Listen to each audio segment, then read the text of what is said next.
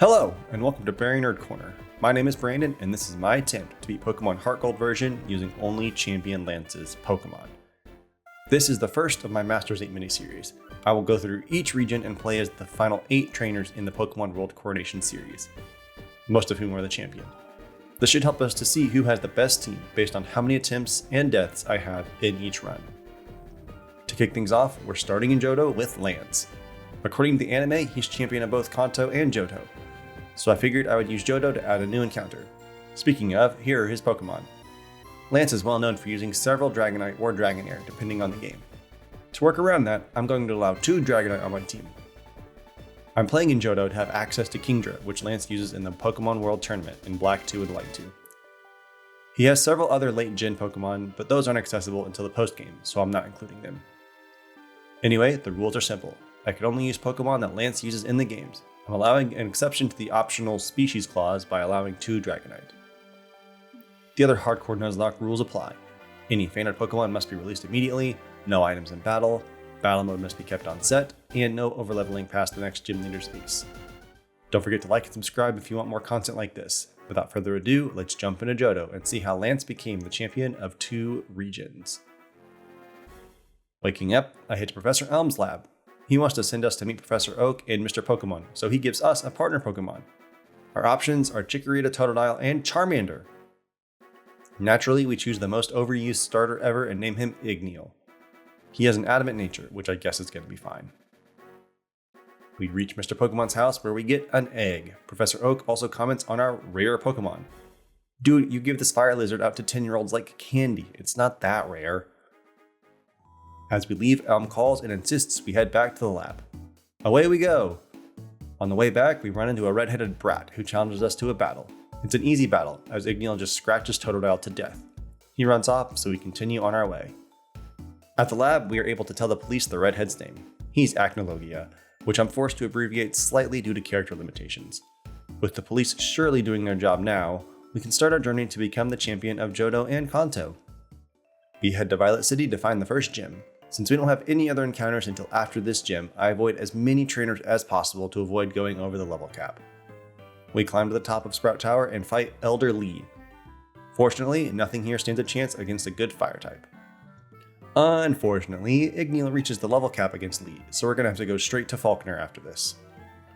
Entering the gym, we challenge Falkner with just Igneel. I'm a bit nervous about this, but let's give it a shot. First is Pidgey. It only manages to hit a single tackle before falling to Ember. Then comes Pidgeotto. Igneel continues spitting fire as Pidgeotto tackles him and then starts to roost.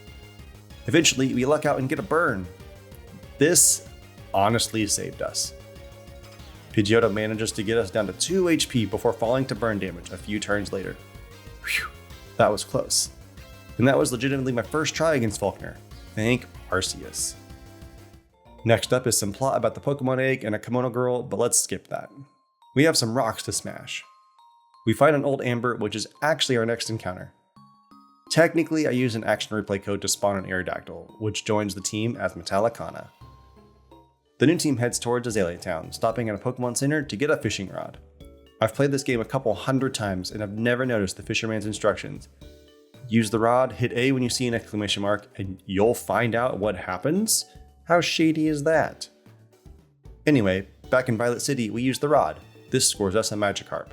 This will be Belsarion, but for now, he's just a worthless fish. We pick up the Shell Bell before arriving in Azalea Town. Igneel also evolves into Charmeleon. Arriving in Azalea Town, we take care of some Team Rocket nonsense. Unsurprisingly, they didn't stand a chance against Metallicana. I don't expect Team Rocket to be an issue at all in this challenge, so I'll mostly skip over them.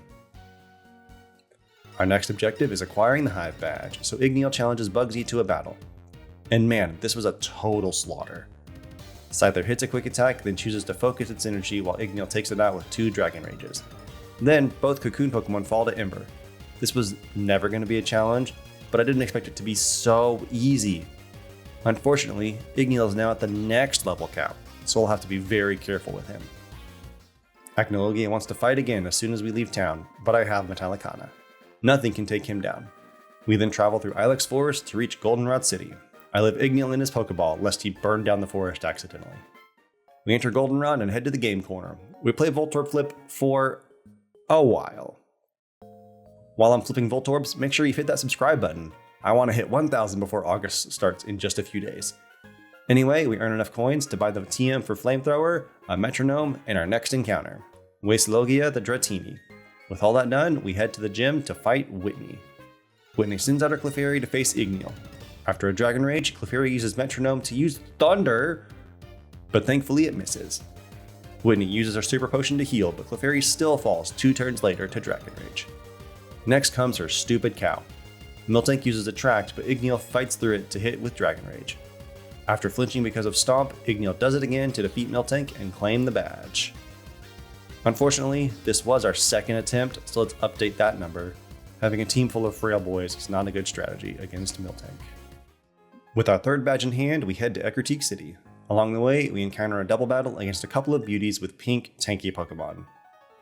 This is always an easy double battle, especially if you have a good fighting type move. It's also great for catching up a Pokemon that's behind on levels, like Balsarian is.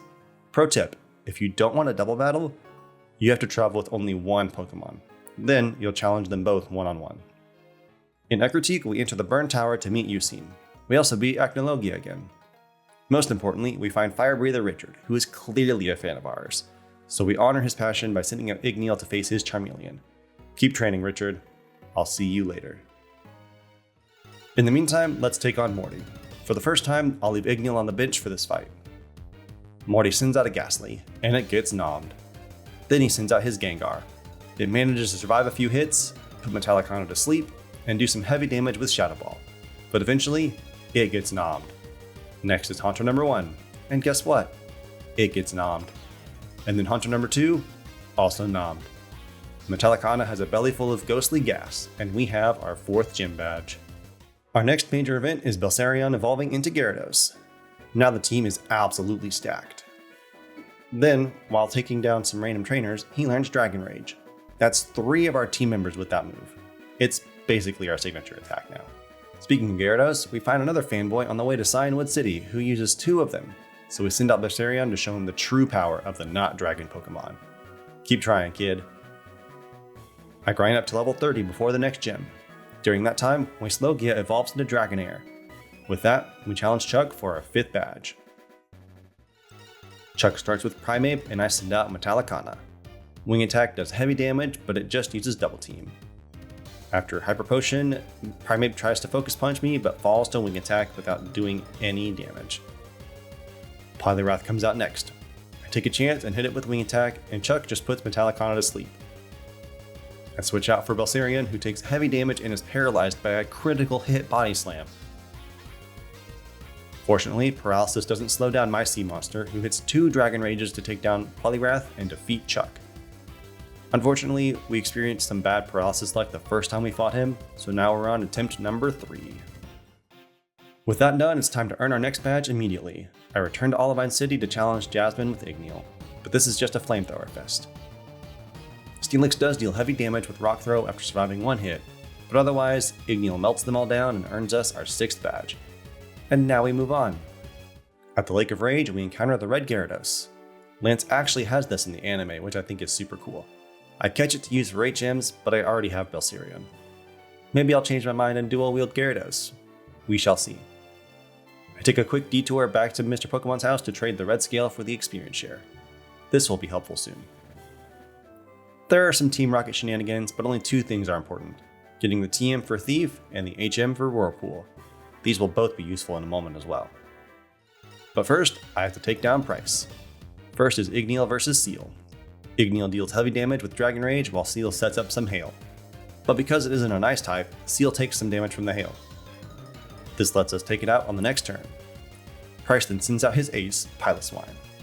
Igneal stays in to blast it with Flamethrower. Piloswine heals with its Citrus Berry and deals massive damage with Mud Bomb. But next turn, Igneal finishes it off with another Flamethrower. Last is Dewgong, so I switch to Belsarion. This begins a battle of attrition. Dewgong uses Rest to heal after taking 2 critical hits from Headbutt. Then I switch to Dragon Rage. Price tries to delay the inevitable with 2 Hyper Potions, but eventually Dewgong falls, earning us the 7th badge. With my new badge, I can use Whirlpool to enter the Whirl Islands. Here I fish in the dark until I find our next encounter, Horsey. We catch her, name her Grandini, and add her to the team. We then head back to Goldenrod City to play more Voltorb Flip, because I need an Ice Beam TM to give to Grandini. While facing Team Rocket, the team grows a lot. Igneel evolves into Charizard, and Grandini evolves twice into Kingdra, thanks to the Universal Pokemon Randomizer. Nothing else of note happens, so let's head to Blackthorn City. While grinding to the level cap, Wastelogia evolves into Dragonite. The Universal Pokemon Randomizer made this possible, and I have no problem with it because Lance also uses underleveled Dragonite. Time for Claire, our greatest rival so far. She leads with the Gyarados against Metallicana. Ancient Power and Thunderfang do enough damage to take the Serpent out, only taking a Dragon Rage in the process. Claire then sends out her ace, Kingdra, which is going to be tough. I send out my own Grandini to resist the expected Hydro Pump. I then switch for Belserian to tank the Dragon Pulse. Staying in, Belserian hits Kingdra with a couple of Dragon Rages before tagging out for Metallicana. This baits a Hydro Pump, so I switch to Wastelogia. Unfortunately, Kingdra is faster. She hits a Dragon Pulse and takes Wastelogia down to only 6 HP. Fortunately, Dragon Rush hits and knocks her out easily. Now, Claire just has 2 Dragonair.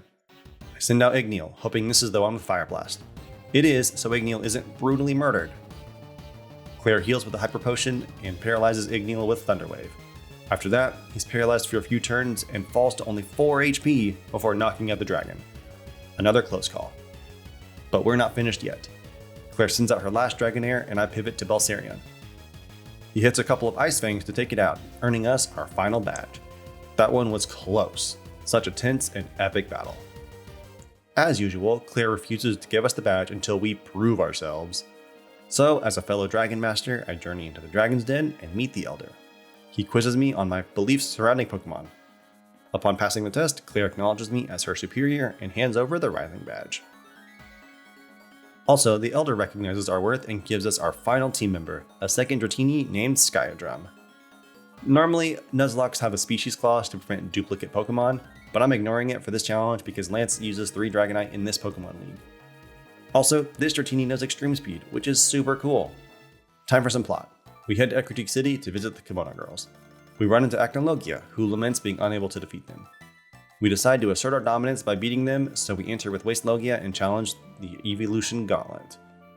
Unfortunately, this was my second attempt. I forgot to bring Wastelogia the first time, and the girls whittled my team down enough for Jolteon and Vaporeon to finish everybody off. So let's update the attempt number.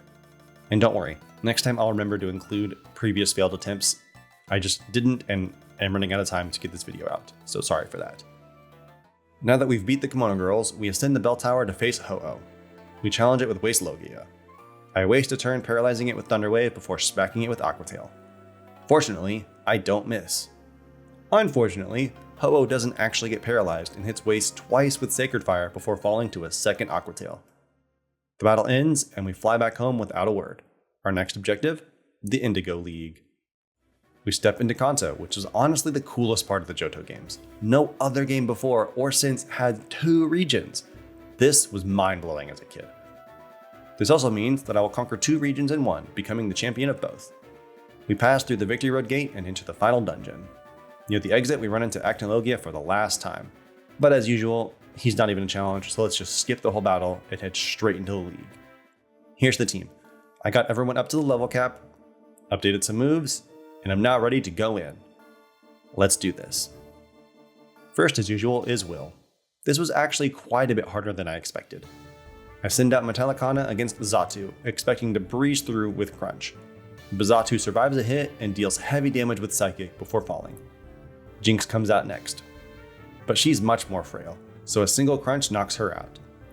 Slowbro is third, and she sets up some curses while I hit her with Crunch and Thunderfang, hoping for paralysis. For some reason, she never actually attacks, allowing Metallicana to take her down easily after a bunch of biting. Exeggutor comes out next, so I use Fly. But he sets up Reflect, allowing him to survive with almost half his HP and hit with Psychic. Another Fly takes it out. When Will sends out his last Xatu, I switch for Grandini. She takes 2 hits from Psychic, but a single Ice Beam takes it out the next turn. We challenge Koga next, leading with Igneel against his Ariados. Unsurprisingly, Flamethrower takes it out easily. Koga sends out his Fortress next for some reason, and it falls just as quickly. Third is Muck. It survives a hit, uses Minimize, and badly poisons Igneel on the following turn. I switch for Metallicana as it raises its evasion. Fortunately, it can't avoid an Earthquake, which knocks it out. Venomoth is next, so Metallicana uses Fly. It's super effective and it takes out the giant moth easily. Last is Koga's Crobat. I start with Thunderfang while it uses Double Team. Wanting to do more damage, I switch to using Fly, but because of a single Double Team, I miss 3 times in a row before taking it down, winning us the battle. Bruno is our third challenge, but this fight is by far the easiest. Belsarion faces Hitmontop. I use Dragon Dance while Bruno uses Quick Attack. This repeats for 6 turns, allowing us to max out our speed and attack. Then the carnage begins. Waterfall takes out each of his Pokemon in a single hit each, and Shell Bell fully heals all the damage that Hitmontop dealt. Belsarion is such a beast. It would be a shame if something happened to him. Karen is last, and as usual, she's the toughest of the bunch. Her Umbreon is first, so I use Sky Drum in his first actual battle. There's a bit of back and forth, as Umbreon tries to set up and confuse us as we deal decent damage. Karen heals with a full restore, but Sky Drum gets a clutch critical hit the same turn to take out the dog.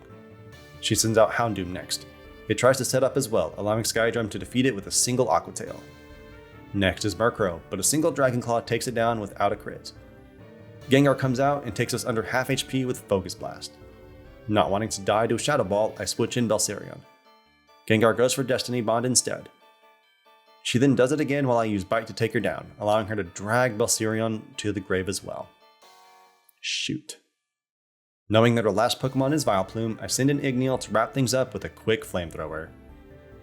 Dang it, Karen. I should have used Dragon Dance to outspeed Gengar and avoid Destiny Bond. I also feel like that move should fail if used in succession, but whatever. There goes my plan A for Lance. I enter the final room and challenge Lance 2 for the title of champion. He uses Gyarados first, and I send out Grandini.